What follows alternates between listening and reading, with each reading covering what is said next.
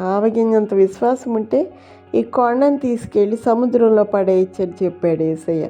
నీ దగ్గర కొండలాంటి సమస్యలు ఉన్నా కూడా అవన్నీ కూడా నీకు కనుమరుగైపోయేటట్లు గద్దించడానికి నీకు శక్తినిచ్చాడు దేవుడు అని మనం లోకాసు వార్తలో ఒక శాన అనే దెయ్యాలు పట్టిన అతనిలో నుంచి దెయ్యాలు వెళ్ళగొట్టినప్పుడు చూస్తాం.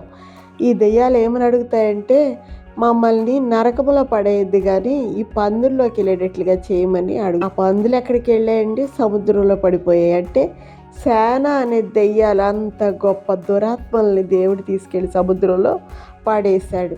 ఆయన ఏమన్నాడంటే, వీటికంటే మరి గొప్పవి కూడా మీరు చేయగలరు అని శిష్యులతో చెప్పారు. మీరు ఆయన శిష్యులైతే వీటికంటే గొప్ప విషయాలంటే మీ కొండల్లాంటి సమస్యలు తీసుకెళ్ళి సముద్రంలో పడేయడానికి, గద్దించడానికి మీరు శక్తివంతులు, తొలగించుకోవడానికి మీరు శక్తివంతులు.